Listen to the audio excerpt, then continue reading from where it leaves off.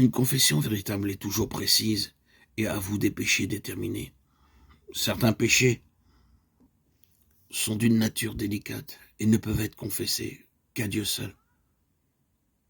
D'autres doivent être confessés à ceux qui en ont été les victimes. D'autres, enfin, sont des fautes publiques et exigent une confession publique. Mais toute confession doit être explicite, directe, et nommer les péchés même dont on s'est rendu coupable.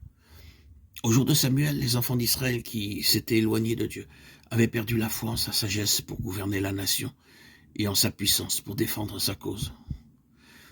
Se détournant du grand monarque de l'univers, ils avaient exprimé le désir de gouverner comme les peuples qui les entouraient. Leur ingratitude oppressait leur âme et les séparait de Dieu. Avant de trouver la paix, ils durent faire cette confession claire et précise.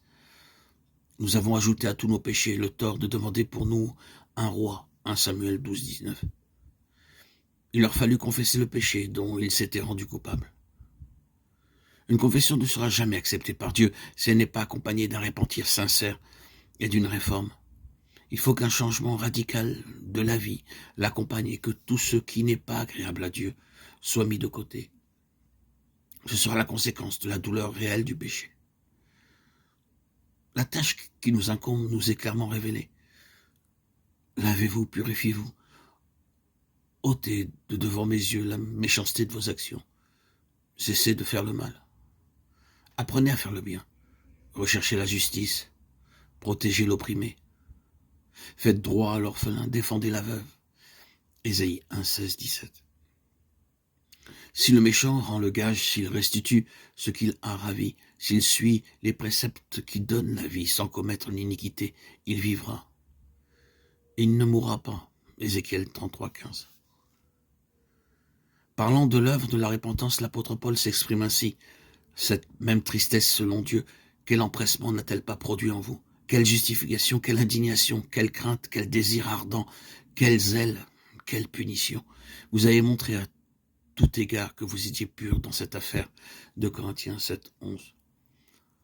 Quand le péché affaiblit le sens moral, le pécheur ne discerne plus ses défauts et ne se rend pas compte de l'énormité du mal qu'il a commis, à moins qu'il ne se soumette à l'action du Saint-Esprit.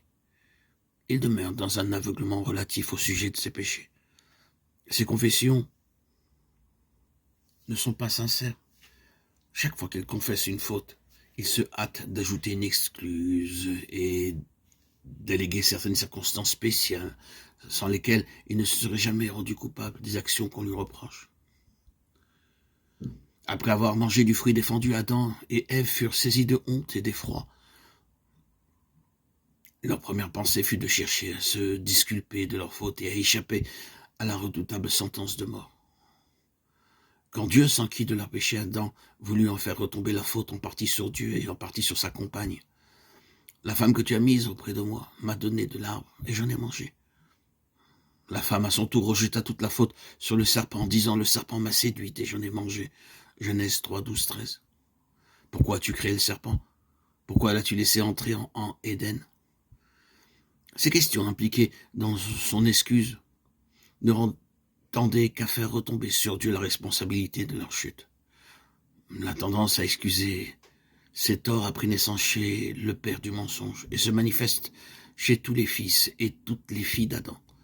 Les confessions de ce genre ne sont pas inspirées par l'Esprit de Dieu et ne peuvent être agréées. La véritable repentance amène le pécheur à porter lui-même sa transgression et à la reconnaître sans fraude et sans hypocrisie. De même que le publicain, n'osant pas même lever les yeux au ciel, il dira « Ô Dieu, sois apaisé envers moi, qui suis un pécheur » Luc 18, 13. Ceux qui reconnaissent leur culpabilité seront justifiés, car Jésus présentera les mérites de son sang en faveur des âmes repentantes.